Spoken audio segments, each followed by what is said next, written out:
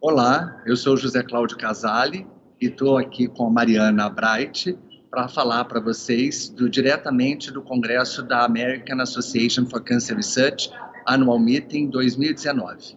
A CR tem sido um congresso maravilhoso e a Mariana vai poder trazer uma contribuição grande para a gente, contando tudo sobre cabeça e pescoço. E aí, Mari? Tudo bem? Obrigada, Zé Cláudio, de me ter aqui. É um prazer. A gente está aqui na ACR 2019, que está sendo muito produtiva, muita coisa interessante, nova, revolucionária e questionadora também. Acho que isso é muito estimulante na ciência. E o que você está vendo, Mari, hoje sobre cabeça e pescoço? O que tem de novidades aqui na CR que você acha que vai impactar futuramente aí na nossa prática? Olha, eu acho que no cenário da cabeça e pescoço, e assim como de vários cânceres, é impossível não falar de imunoterapia.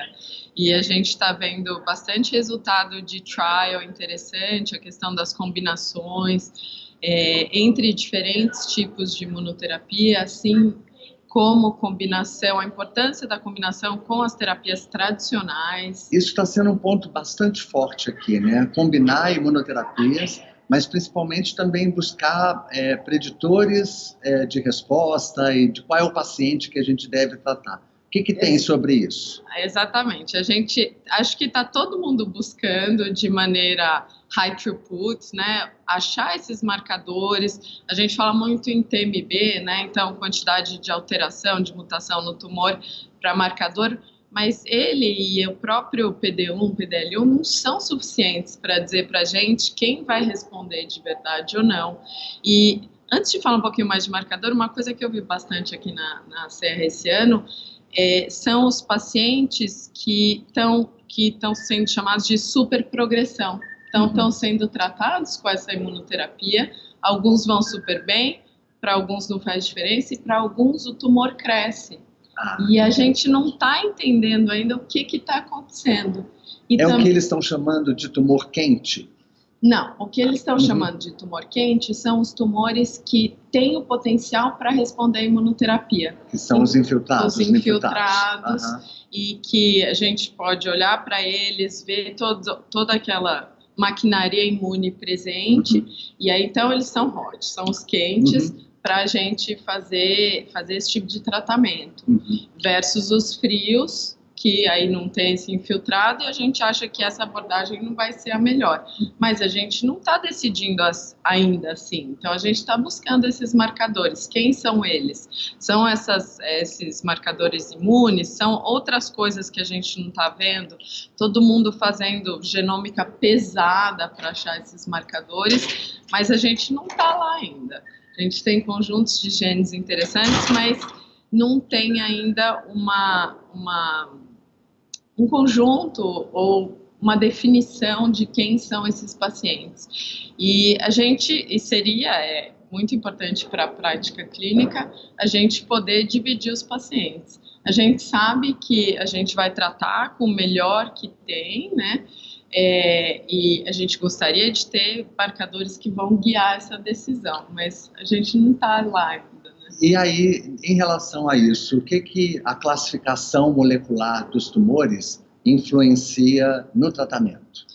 A classificação molecular dos tumores, isso é uma coisa que me interessa muito, tem tudo a ver com o que eu estou fazendo, e é importante a gente pensar nessa classificação molecular dos tumores como complementar a classificação clássica histológica, porque a gente vai olhar para essas características dos tumores e poder diferenciá-los. Vou dar um exemplo. No cenário da cabeça e pescoço, no subgrupo de tumor de glândula salivar, por exemplo, a gente teve assim um mar de descobertas de genes de fusão. Então, translocações que geram genes, combinação de dois pedaços de genes diferentes. E para alguns tumores de glândula salivar, isso já representou uma mudança no diagnóstico. Nessa última classificação, a gente tem, por exemplo, tumores que antes eram classificados como acinares, que hoje são classificados como, não quero errar em português, como análogos mamários secretórios. Nossa. E o que define isso é a presença de uma fusão gênica. Olha, que então, a gente está olhando essa caracterização molecular como classificação patológica. E por que isso é importante? Não só para classificar esses tumores, mas porque essa fusão é alvo de droga.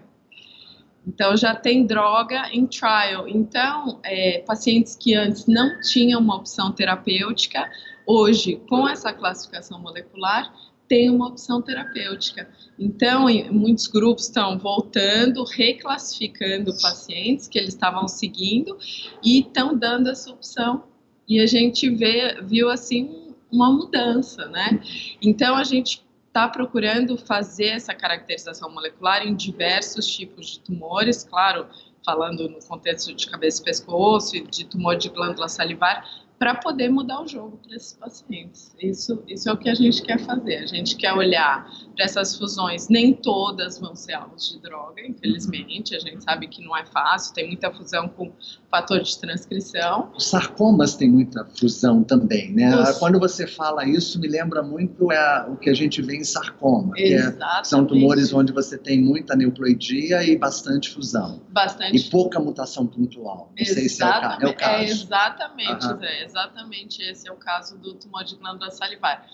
Pouca mutação, quer dizer, o pessoal do Memorial está mostrando aí que a recorrência, isso já tem uma mudança, mas isso ainda está caminhando, mas a um princípio, no momento do diagnóstico, pouca mutação, pouca metilação de promotor. Pouca metilação. Nos genes que a gente sabe que tem função de supressão tumoral, mas tem aí, por exemplo, te dou o exemplo do adenoide cístico, 60% tem uma fusão entre MIB e NFB, e aí mais 10% tem uma outra fusão com um outro membro da família do MIB, o MIB-L1 com a NFB, e mais uma porcentagem pequena, fusões com outros parceiros. Então, a gente pode acreditar que essa fusão ela participa de maneira muito importante na maioria desses tumores. Esse ponto de fusão ele é constante? Não é constante. Então não tem um breakpoint cluster region, não tem um breakpoint Isso cluster. que é difícil. Ele quebra em diferentes partes, mas isso é difícil e isso é interessante. Mas aí você tem que sequenciar RNA. A gente tem que sequenciar RNA, não só sequenciar, a gente está desenvolvendo no meu laboratório uma técnica multiplex para poder olhar para essas fusões especificamente. Então, no primeiro momento, não posso entregar tudo, mas no primeiro momento um screening para fazer tem fusão ou não, e um segundo momento de saber qual fusão. E por que isso seria importante? Quando a gente começou a olhar para isso em tumor de glândula salivar, a gente, claro, quer pensar em marcador para detectar a recorrência antes, doença residual mínima, mas a gente também quer fazer a caracterização molecular.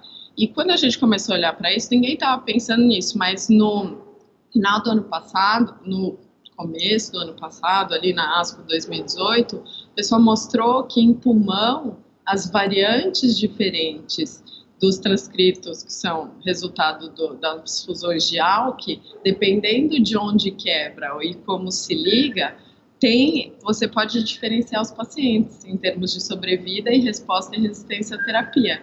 Então, eu acredito que em tumor de glândula salivar, que a gente hoje não tem nenhum tratamento aprovado, a gente pode trazer um conhecimento... cirurgia e rádio, né? Praticamente. Né? Exatamente. Não tem nada aprovado pelo FDA, nada. Então, a gente acredita que se a gente puder fazer essa caracterização, inclusive com presença de fusão, quais os transcritos gerados, onde estão essas quebras, como eles estão se ligando, a gente vai poder classificar esses pacientes melhor e poder não só acompanhá-los melhor e, quem sabe, oferecer outro tipo de terapia. Esses pacientes, por exemplo, são frios para imunoterapia. Então, um outro braço também é estudar como que a gente pode deixar eles quentes. Isso é um outro ponto, né, que a gente tem visto em vários tumores, né, como a gente esquenta esses tumores, né? Isso é um desafio. É um desafio, tem muita gente investindo nas terapias epigenéticas para esquentar os tumores, né? Então, isso também é muito interessante.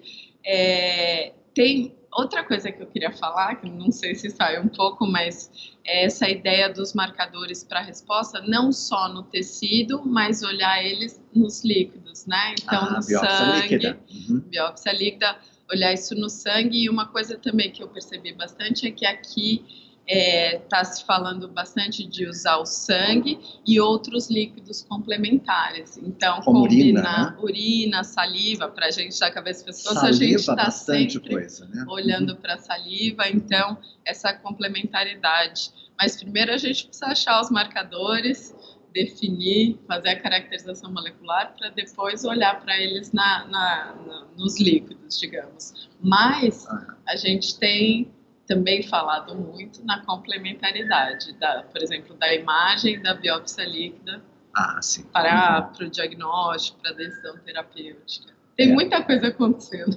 Hoje está tudo se interligando, né? A gente está falando dessa integração de métodos laboratoriais que vão olhando para o DNA, que olham para o RNA-seq, né? Que fazem as fusões, que também olham a expressão por imuno, por FISH, né, por fluorescência, e toda essa combinação é que vai dar um resultado final para o paciente. Então, hoje, o que a gente está vendo na ACR é que os laudos também vão ter que ser integrativos. Com certeza, com certeza. E não vai ter um método. A gente está cada vez entendendo mais que é essa complementação da informação. Não é só o DNA, não é só o RNA, não é só o sequenciamento, a gente vai ter que ser criativo para poder complementar, né? Fazer um laudo completo, como você disse. Ótimo. Bem, nós vamos encerrar. Eu quero agradecer a audiência de vocês. Estou aqui com a Mariana Bright, falando então diretamente da CR. Muito obrigado. Muito obrigada.